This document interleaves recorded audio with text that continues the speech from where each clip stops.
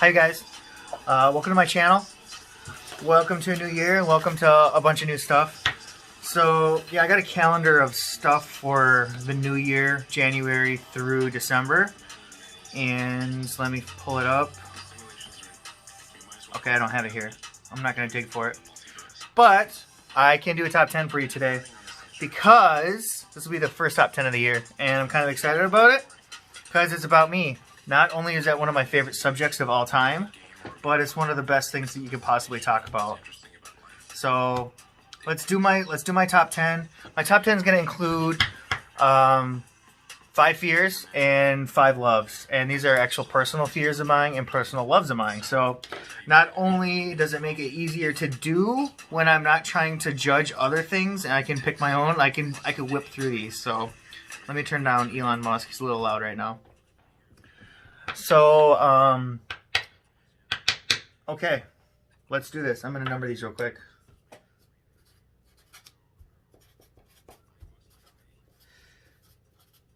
Okay, so top 5 are going to be loves and bottom 10 are going to be fears. So let's do it. Okay, of course I roll 11. I should use a 10-sided die for this, but what's the point on that? 10. Fear. Number 10, the eventual heat death of the universe or Earth. So one of the things I know I don't necessarily by age need to worry about because it's going to happen in a billion years, but is that the Earth will eventually be destroyed by the sun. It's just going to grow into our particular sun star that we have is going to basically grow into a super red giant and then dwindle into like a brown dwarf or like a smaller star. It's not going to go supernova because it's not big enough. But I do worry about it. Why do I worry about it? Because eventually we've got to get off the planet. Yeah, a million years is a long time. Yeah, a billion years is a very long time. But in the grand aspect of how stars are made, created, and how they go through their birth and rebirth cycles, to me it is more than enough to worry about. It doesn't mean that even my grandkids or great-grandkids and great-great-great-great-great-grandkids are going to have to deal with it. But it's an impending fear that is always dwindling above my mind. Like, I don't know, I should have to think about that. I shouldn't have to worry about that. But I do. I don't know why I do, but it is obviously a fear. And fears are one of those things that just don't make sense. So when it comes to a fear that is like unobtainable, like by time, or you're not, it's like saying like, I'm scared that it's going to rain on 50 years from now on a Monday and it's going to be the worst day of my life. Like, it's just a fear that you can't predict. It's nothing that you can actually say is actually a legitimate fear, but that is what fear is. We are primed to be love or fear. Like, we only have 2 emotions that motivate us. We don't have any other 2 emotions that motivate us.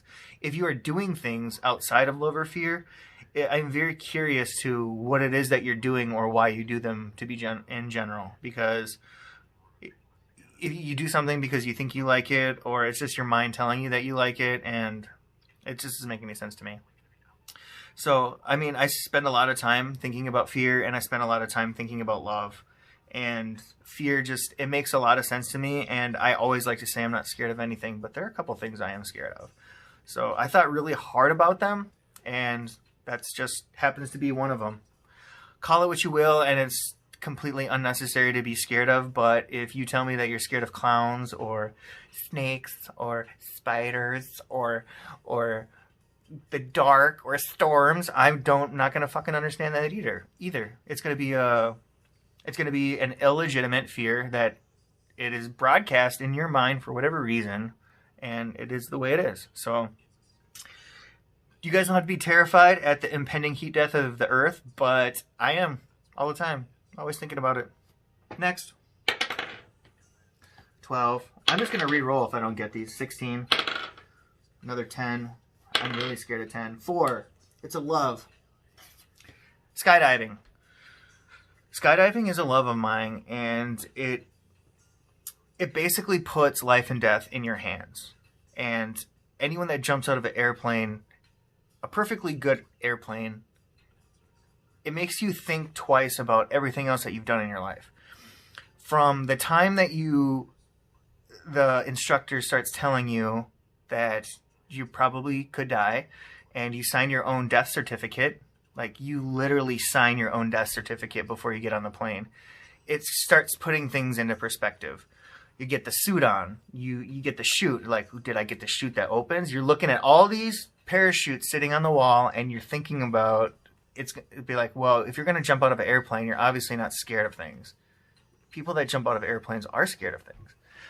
And even though I have very, very, very high tolerance to pain and fear, putting your life in your own hands is point A to point B. And you can say that's 100 years. You could say that's 50 years. You can say it's 20 years. You could say it's however many years you want to say. But when you're in the air and you're going up in the airplane and you go above the clouds and you're 15,000 feet in the air, it really puts things into perspective. Not in a perspective like, I could die. Obviously, you could die at any day of the week. You could choke, you could get hit by a meteor, you can get into a car accident, or you could get the Rona Rex, and you could, it's so scary. So when it comes to death, I don't think death is one of the things that skydivers think about at all. It is in their mind, and it is always in training, and there are a lot of things that will go into hand in hand with skydiving, but these people are generally just adrenaline-seeking junkies. They love their dopamine receptors, and they do anything to hit it as hard as they can. The first time I went skydiving, I felt like after 6 months, like, I was still high off that first jump. Like, I was thinking about it every day. I was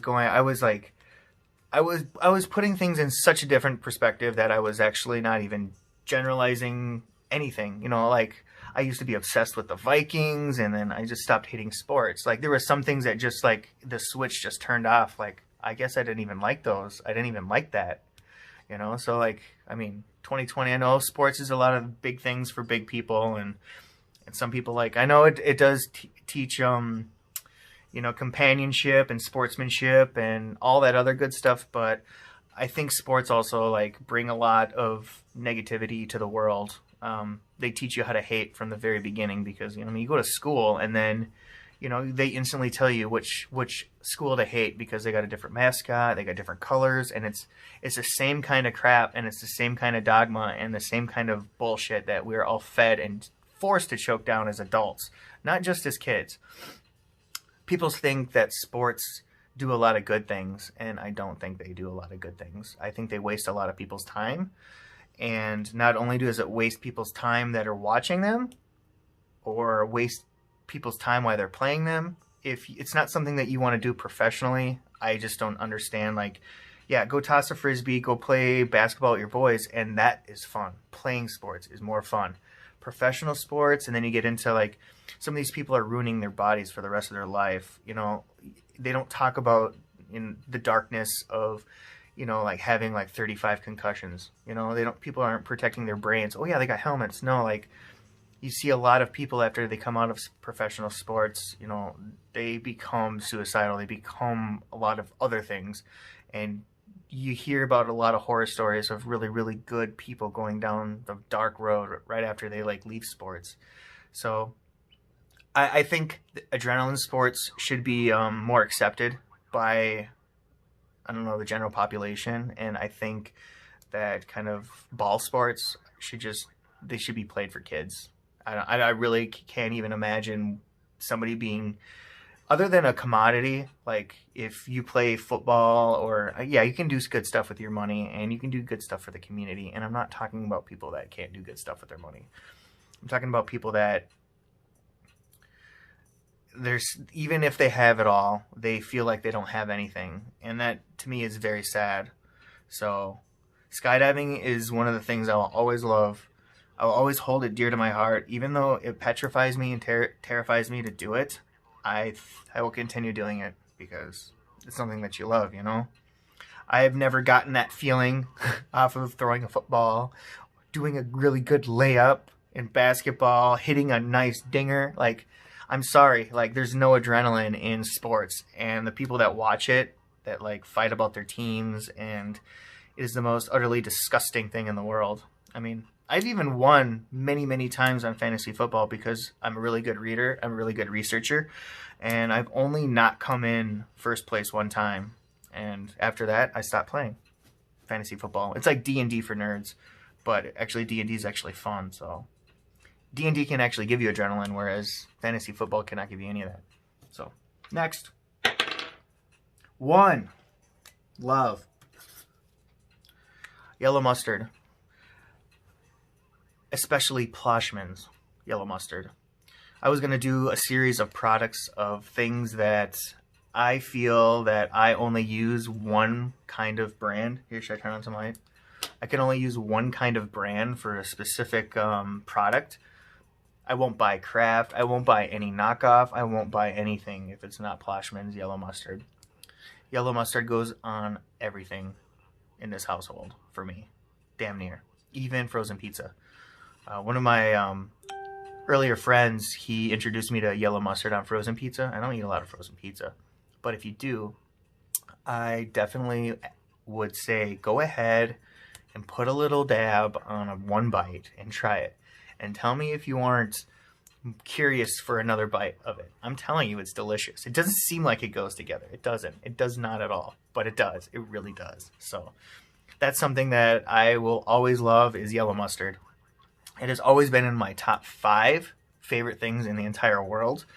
And I don't think I'm going to find anything. I'm almost 40, so I'm not going to find anything in the next 30 years that's going to like knock yellow mustard out. I mean, it would have to be damn good because I've enjoyed so much yellow mustard that I'm kind of a snob for a lot of other condiments. And a lot of the other things, like condiments that I use, I'm like, ketchup? No, I don't use a ketchup. I think Cholula would probably be the other condiment that I use that I absolutely love. So, yellow mustard. I guess we're going to knock out the loves. Number 4, dimethyltryptamine and lethargic acid diethylamide. They are 2 things that have made me who I am.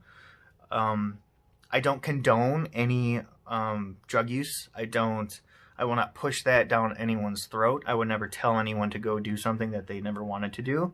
But I cannot look back on my history and turn a blind side of what made me who I am. And I did a lot of hallucinogens growing up.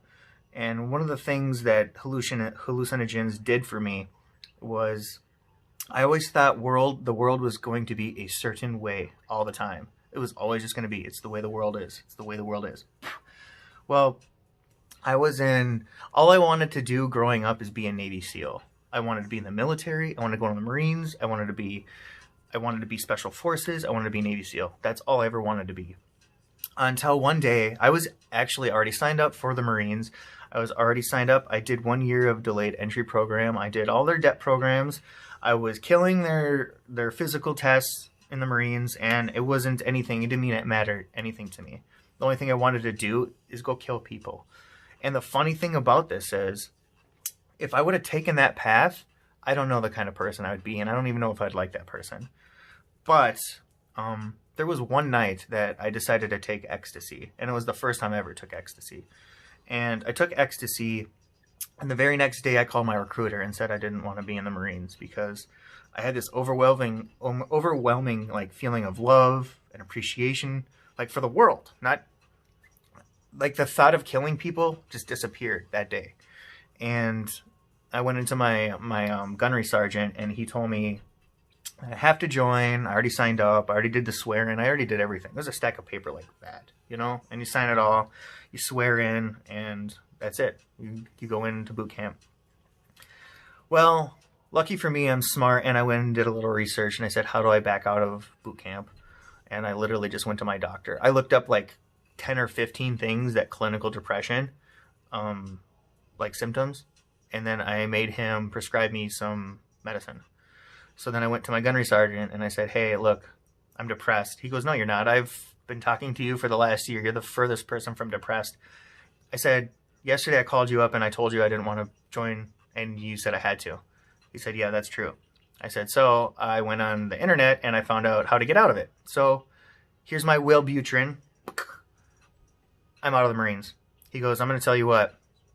You give me 10 of those pills, and I will discharge you, and you won't get in any trouble. You won't go AWOL, no nothing.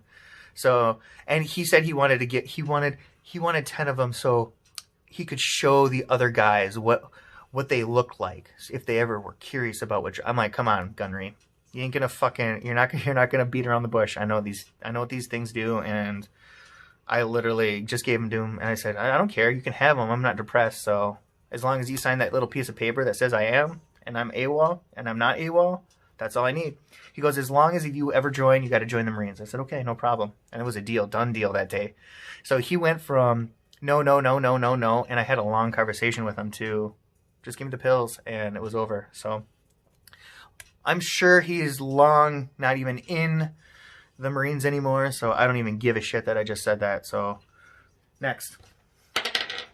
2. Seeing the moon at daytime. Seeing the moon at daytime is probably my favorite thing. I know it seems stupid or it seems lame, but it's like kissing in the rain. It's just magical. People think the moon is only out at nighttime. It is not. It is very much so not, and a lot of the times you can see it during the day if you know where to look. And it's one of those things where you get the day and you get the night together. And the moon looks so cool during the day. It just looks like this little crescent, or this little like waning gibbous or waxing gibbous, depending on whenever you see it. But it always looks so. I always look for it. I always gaze at it, and whoever I'm with, I'm like, look, it's the moon, and people are like, so why? I'm like, people just don't get how cool it is seeing the moon during the day. I think it's amazing. So it's one of my favorite things, and it's one of the things that I'll always love. So if you ever see the moon during the day, and I've tried to get pictures of it, it's really hard to get pictures during the day because it's like, it just gets flooded out, but you'll just see like a little white speck in the sky because cameras don't do any, they don't serve it any love. I mean, it just looks like nothing. You need like one of those like Nikon cameras. So next. 5. I knew we were going to finish loves. Culture.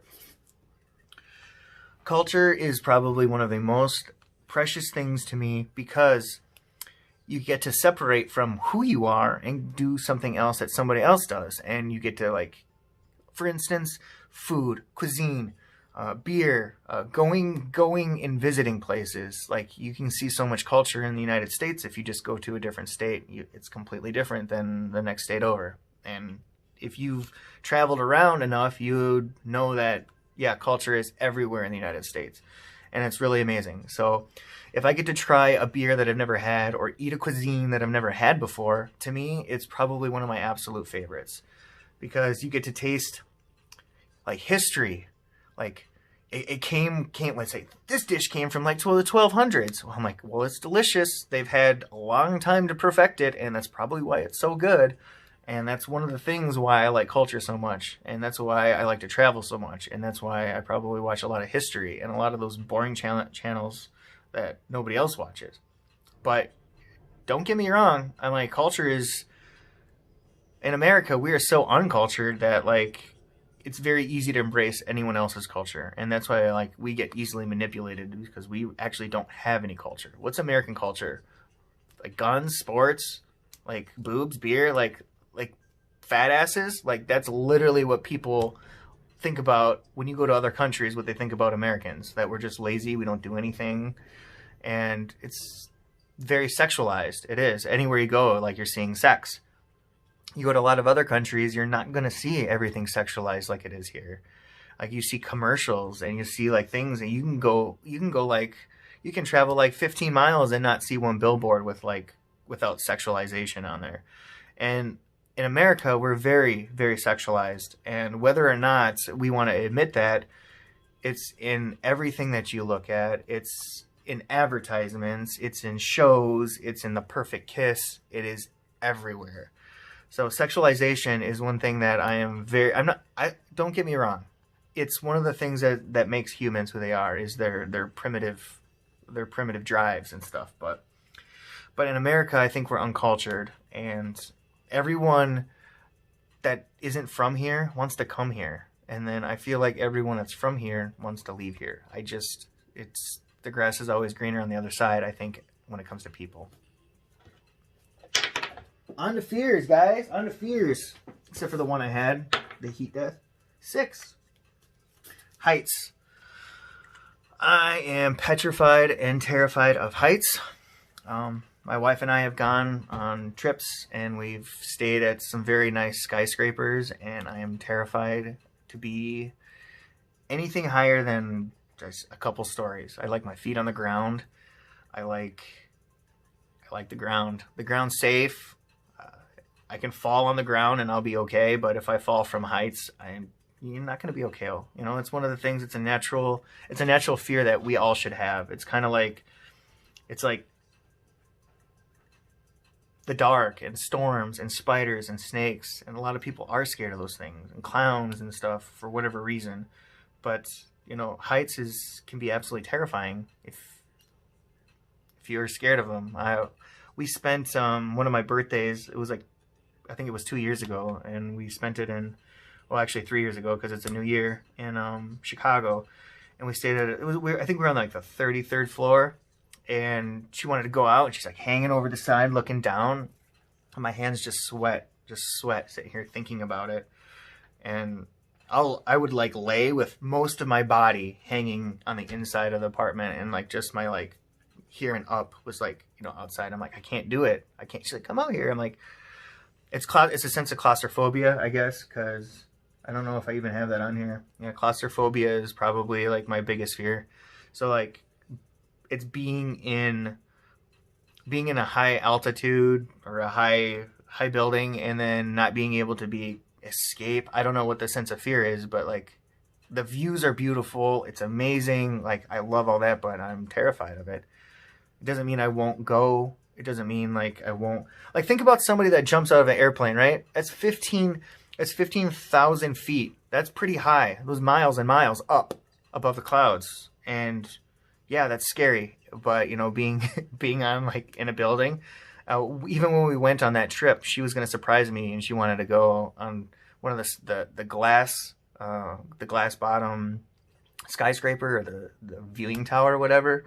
I was like, you can go ahead and throw those in the fucking trash, because I'm not going. I don't care. I'm not going. And I didn't. And she's like, are you sure? I'm like, I'm really sure. I'm like, there isn't enough alcohol and pills in the world to get me to not be scared of heights. I just am. So, again, this is going right up. Number 7, failure. I fear failure. I fear failure because I don't like to let people down. I feel completely content and okay with letting myself down, and I'm not hurting anybody. But I did a lot of thinking about that kind of mentality, and if you let yourself fail yourself, then you're indirectly hurting every single person around you. It doesn't even matter if you know them. It doesn't matter if they're friends, if they're family, if you are talking to, or if you are a complete stranger. If you don't do your absolutely best in life, you're hurting everyone around you. And it shows how humanity and mankind can very easily end up into a degeneration instead of like evolving, or a de-evolution instead of evolving into like better and, you know, like humankind together. So if you're not trying your absolute best in everything, you're probably a little scared. I don't know. You're a little lazy.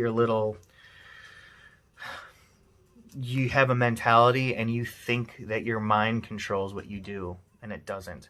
Your mind doesn't control anything you do. Your body controls everything you do. You think your mind actually does the things that you control. It is not that way. And I'm sorry. Your mind only is like 10%. When you wake up in the morning and you're tired, your body tells you you're tired, so your mind tries to make you happy, and you get a cup of coffee, and you make coffee. It doesn't mean that you're smart and you made a cup of coffee. No, it means your body's tired. Then you got to ask yourself, why is your body tired? Did you not get enough sleep? Did you not go to bed early enough? Did you go to bed on a full stomach? You know, there's a lot of things that'll lead up to you just being tired. You know, like, are you stressed out at work? You know, like, that's one of the things that's going to make people tired. And it doesn't mean coffee is going to fix everything, but it's one of those things that people think that their mind makes their decisions. It does not. Their body makes their decisions, and their mind is trying to appease their body. Wow. Arrogance. 8. Arrogance. I get into a lot of arguments with people. People think I talk down to them, and I do not do that. I'm an objective person. I'm always looking at what I observe, and then I relay information. I don't always do it in the most productive way, and I that's something that I personally work on, but I in no way, shape, or form do I ever try to talk down to somebody. I always think that we are all students in life. I'm not a teacher, I am a student. I'm sharing information. That is who I am. I'm not a guru. I'm not a whatever you want to call those people that you call up and then they give you help tips on life. I don't know what it is called, but I'm not one of those either, even though people call me all the time. And then I actually end up getting in arguments with people and they hang up on me because they either don't like what I have to say. It's like, why did you call me? If you did not, people call me because they want to hear what they don't want to hear. That's why people call me. You're not going to call me and say, hey, what do you think about that movie? No, people call me when they want to be force-fed shit that they already know. They already know. They just don't want to listen to it. They need to hear it angled at a certain way. That's why people call me. Wow. Last one. It was a 10, but we already did heat death, so I'm just going to do my last one. Being poor again.